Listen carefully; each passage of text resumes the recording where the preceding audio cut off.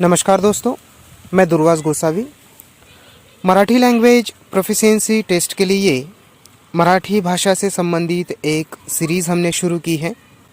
ये सीरीज से संबंधित हमने कुछ वीडियोस द्वारा कुछ टॉपिक पे पढ़ाई भी की है। जितने भी वीडियो मैंने बनाए हैं वो सभी वीडियो मेरे चैनल पे आपको मिल जाएंगे।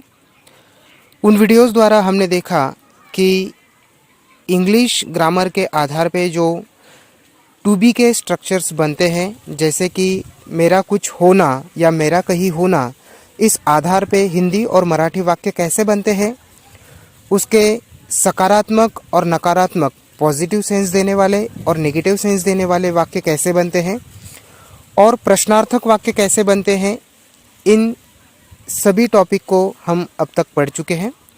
और आज के वीडियो में हम टू हैव के स्ट्रक्चर्स जो होते हैं इंग्लिश लैंग्वेज के, उनके आधार से हम कुछ नए वाक्य जो है हिंदी और मराठी के आज पढ़ेंगे। तो टू हैव के जो स्ट्रक्चर्स होते हैं, वाक्य जो होते हैं, उनके द्वारा हमें ये बताया जाता है कि मेरे पास कुछ होना, जैसे कि मेरे पास कार है, मेरे पास पेन है, मेरे पास मोबाइल है। तो ऐसे जो भी वाक्य होते हैं इनको आज हम पढ़ेंगे। लेकिन आज का ये जो वीडियो है, आज का ये जो टॉपिक है, ये शुरू करने से पहले जो भी हमने अब तक पढ़ा है उसका थोड़ा रिवीजन मैं करवा लेता हूँ, फिर आज का ये नया टॉपिक हम शुरू करेंगे। आज का डे 4 है हमारा। इसमें हम पहले देखेंगे कि जो टू हैव के जो वाक्य है वो इंग्लिश में जैसे बनते हैं वो हमने हिंदी में करके ट्रांसलेट करके मराठी में जो भी उसके वाक्य बनते हैं वो कैसे होते हैं, ये हम एक इसकी जो है प्रैक्टिस कर लेते हैं। जैसे कि पहला वाक्य जो है, मैं एक शिक्षक हूँ, मी एक शिक्षक आहे। मैं घर पर हूँ, मी घरी आहे। मैं एक शिक्षक नहीं हूँ, इसका नेगेटिव सेंस देने वाला मी एक शिक्षक नाही। नहीं हूँ और नाही, इसमें मैंने कैसे भेद होता है, कैसे हम फ़र्क पहचान सकते हैं, ये भी आपको पिछले वीडियो द्वारा बताया था।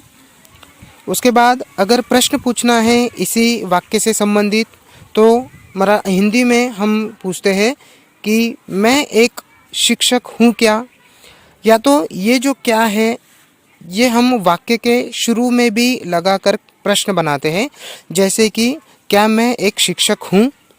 तो उसी तरह मराठी में भी ये जो का है ये आप वाक्य के शुरू में और वाक्य के लास्ट में भी लगाकर प्रश्न बना सकते हो, जैसे कि मी एक शिक्षक आहे का।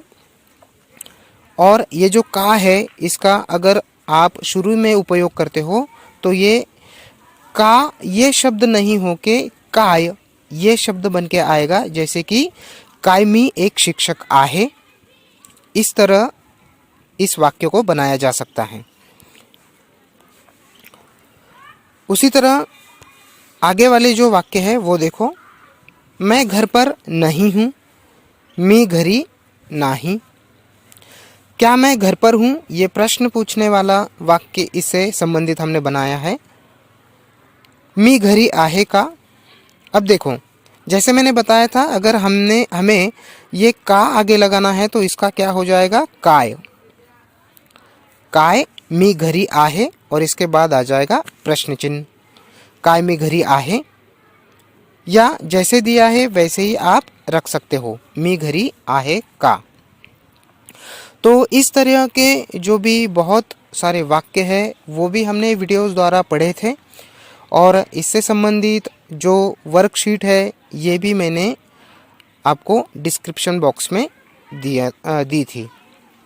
तो आज हम जो भी कुछ मराठी में जिस वर्ड से हम प्रश्न पूछते हैं, इन वर्ड्स का भी आज हम अभ्यास करेंगे, पढ़ाई करेंगे, और इन्हीं वर्ड से संबंधित जैसे प्रश्न बनते हैं उन प्रश्नों का भी अभ्यास हम करेंगे और कुछ नए वाक्य टू हैव के सेंटेंस स्ट्रक्चर्स द्वारा जो भी बनाए जाते हैं इंग्लिश ग्रामर में, उसी से संबंधित हम हिंदी और मराठी दोनों लैंग्वेज के सहयोग से आज एक नया सेंटेंस स्ट्रक्चर्स आज सीखने जा रहे हैं।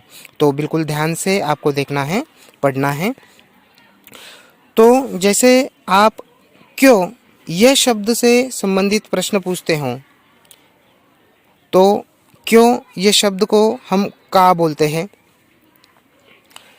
क्या इस शब्द को काय बोलते हैं, कौन ये जो प्रश्नार्थक शब्द है इसको मराठी में कौन ऐसे लिखते हैं।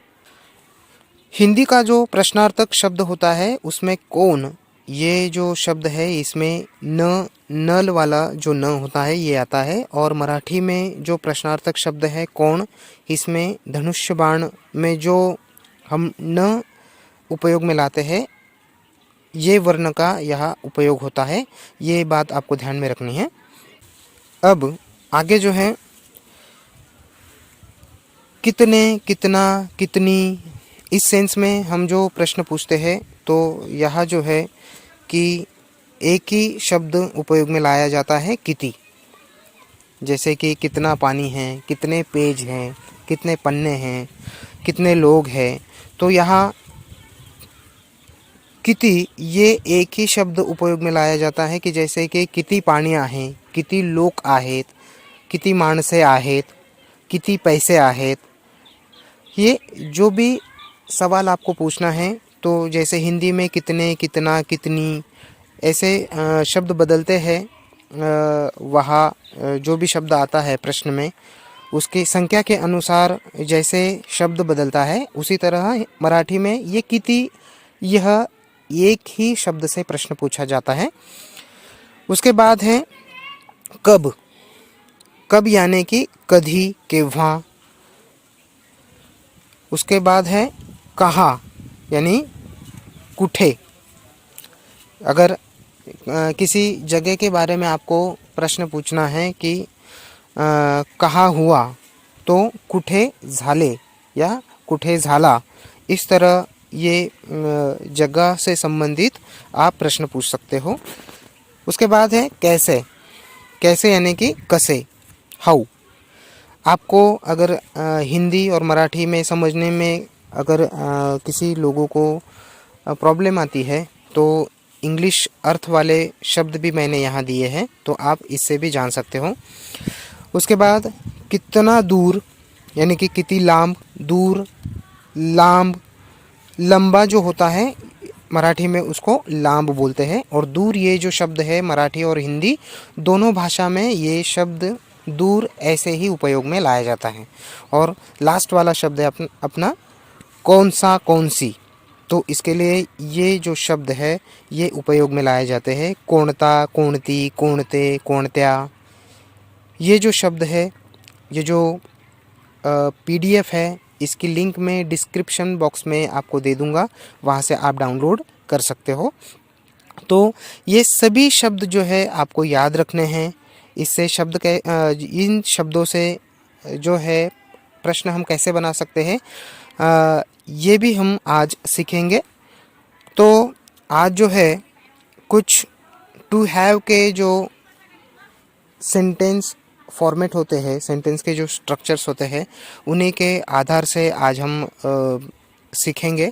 जैसे कि देखो ऊपर जो है एक फॉर्मूला मैंने दिया है, और कर्ता पास होना यानी कि हमारे पास होना, और उसी को कहते हैं मराठी में जवळ असणे या कडे असणे। यहाँ ऊपर जो है मैंने जवळ ये शब्द लगाया है, लेकिन बहुत बार जो होता है मोस्ट ऑफ द टाइम यहाँ कड़े ये जो शब्द योगी अव्यय है तो ये लगाकर भी प्रश्न बनता है या वाक्य में ये शब्द उपयोग में लाए जाते हैं। प्रश्न भी रहा तो उसमें भी ये कड़े ये शब्द योगी अव्यय लगता है, और कोई वाक्य भी रहा तो उसमें भी इससे संबंधित वाक्य बनाए जाते हैं, शब्द आते हैं। तो ये आज हम समझ लेते हैं। पहला जो वाक्य है, मेरे पास कार है। मेरे पास कार है, इंग्लिश में हम बोलते हैं ना कि आई हैव अ कार। तो उसी तरह मेरे पास कुछ होना, तो मेरे पास हमने सर्वनाम में पढ़ा था कि मेरे यानी कि माझा, माझी, माझे ये पढ़ा था। तो यहाँ देखो कि माझ्याकडे कार आहे। इसको अगर ऊपर वाला ये जो वर्ड दिया है ये लगाकर भी आप बनाते हो कि माझ्याजवळ कार आहे, तो ये भी अर्थपूर्ण वाक्य हो जाएगा, लेकिन सबसे सही माना जाता है माझ्याकडे कार आहे। दूसरा जो वाक्य है मेरे पास कार नहीं है। अब नेगेटिव सेंस देने वाला वाक्य है कि माझ्याकडे कार नाही, नहीं है और नाही, ये फ़र्क आपको ध्यान में रखना है। क्या आपके पास कार है, जैसे मैंने बताया था ना कि ये क्या आपको हिंदी भाषा में आगे लगाया तो भी वाक्य अर्थपूर्ण होता है, प्रश्न अर्थपूर्ण होता है, और प्रश्न के लास्ट में भी लगाया तो भी ये अर्थपूर्ण होता है। तो यहाँ भी देखो मराठी में भी कुछ उसी प्रकार होता है। तुझ्याजवळ कार आहे का, ये अगर आपको ये का शुरू में यहाँ लगाना है तो आपको क्या करना पड़ेगा, इसका काय ये शब्द बनाना पड़ेगा। काय तुझ्याजवळ कार आहे, इस तरह ये वाक्य अर्थपूर्ण बन सकता है। अगर मैंने आपको जैसे मैंने लिखा है वैसे भी आप बोलो तो ये भी अर्थपूर्ण वाक्य होगा, अर्थपूर्ण प्रश्न होता है। नेक्स्ट देखिए, क्या उसके पास कार है। किसी थर्ड पर्सन के बारे में अगर आपको पूछना है तो यहाँ उसके पास यानी कि त्याच्या, तिची, त्याचे ये शब्द हमने पढ़े थे, तो उसी तरह उन्हीं शब्द का उपयोग करके यहाँ प्रश्न बनाया है। त्याच्याकडे कार आहे का, क्या उसके पास कार है। अब ये आपको बनाना है कि ये जो का है इसको हटा के आपको काय से प्रश्न बनाना है। तो आप मुझे कमेंट बॉक्स में ये प्रश्न बना के मुझे लिखकर भेजना है कि आप कैसे बनाते हो। उसके बाद है उसके पास कार नहीं है, नेगेटिव सेंस देने वाला एक प्रश्न वाक्य है। तिच्याजवळ कार नाही। अब उसके पास यानी कि मान लीजिए यहाँ स्त्रीलिंगी सर्वनाम है या कोई कर्ता स्त्रीलिंगी है, तो उससे रिलेटेड आपको प्रश्न बनाना है या वाक्य बनाना है, तो वहाँ स्त्रीलिंगी के रूप में यहाँ तिच्याजवळ ये शब्द आप उपयोग में लाओगे। तिच्याजवळ कार नाही यानी कि उसके पास कार नहीं है। आपके पास कार क्यों नहीं है, तो तुमच्याजवळ, आपके यानी कि तुमच्या, मैंने आपके ये जो शब्द है इसके बारे में एक नियम बताया था कि जैसे हिंदी में हम कोई हमसे उम्र में बड़ा व्यक्ति है तो उसको कुछ बताने के लिए हम आदरार्थी रूप से ये आदरार्थी भाव से ये शब्द उपयोग में लाते हैं, जैसे कि आपका, आपकी, आपके। लेकिन मराठी में आपला, आपली, आपले ये जो शब्द है ये आदरार्थी रूप में भी आते हैं, और हमसे अगर हमारी एज के बराबर का कोई व्यक्ति रहा तो हम उसको भी बोल सकते हैं, या हमारे खुद के लिए भी ये उपयोग में लाते हैं। अगर ये वर्ड आप दोनों तीनों सेंस में भी बोलो तो भी अर्थपूर्ण वाक्य होता है। तो तुमच्याजवळ कार का नाही यानी कि आपके पास कार क्यों नहीं है। अब आगे देखिए, किसके पास कार है, कोणाजवळ कार आहे। किसके पास यानी कि कौन, किसका, किसकी, ये जो है तो इस वर्ड को जो मराठी में प्रश्नार्थक शब्द आता है वो है कौन। तो कोणाजवळ कार आहे, किसके पास कार है, इस सेंस में ये वाक्य आया है। किसके पास कार नहीं है, कोणाजवळ कार नाही। तो यहाँ जो है इस वीडियो में ये जो पूरे जो प्रश्नार्थक शब्द दिए हैं इनसे संबंधित इनका प्रयोग करके मैंने कुछ वाक्य यहाँ बनाने के प्रयास किए हैं जो आपको समझने में आसान हो सकते हैं। तो आपको क्या करना है कि जैसे मैंने यहाँ कुछ छोटे छोटे वाक्य बनाए हैं उन्हीं तरह आपको एक एक्सरसाइज दी है। तो इन वाक्यों को आपको जो है मराठी में ट्रांसलेट करके लिखना है और बोलने का प्रयास भी करना है, क्योंकि मैं आपको बार बार बताता हूँ कि लैंग्वेज रटने से नहीं सीखोगे तो बकने से सीखोगे, यानी कि बोलने से सीखोगे। जितना ज़्यादा बोलोगे उतना ज़्यादा आप सीख पाओगे। क्योंकि जितना ज़्यादा हम अप्लाई करते हैं तो हमारी गलतियाँ सामने वाला हमें बोलता है कि ये वाक्य जो है ऐसे बोला जाता है, ऐसे कहा जाता है। तो आपको क्या करना है कि आपके नज़दीक जो भी कोई मराठी व्यक्ति है, मराठी भाषा बोलने वाला, तो उसके सामने बोलने का आपको प्रयास करना है। तो जो ये वर्कशीट मैंने बनाया है उसी के जो आंसर है वो नीचे मैंने दिए हुए हैं। ये पीडीएफ फाइल जो है मैं डिस्क्रिप्शन बॉक्स में इसकी लिंक भेज दूंगा, वहाँ से आपको ये डाउनलोड भी करनी है। और जो वाक्य बनाते हुए आप गलतियाँ करते हो तो वो भी आप समझ सकते हो इस एक्सरसाइज को छोड़ते समय, सॉल्व करते समय। तो आज हमने टू हैव के इंग्लिश ग्रामर के स्ट्रक्चर से ये सीखा कि जो हमारे पास कुछ होना, इसको हम मराठी में कैसे बोल सकते हैं। तो आगे वाला जो वीडियो है उसको इन्हीं वाक्यों को हम भूतकाल में कैसे बोलते हैं तो ये सीखेंगे। और इसी तरह और एक प्रैक्टिस शीट मैं आपके लिए लेके आऊँगा। धन्यवाद।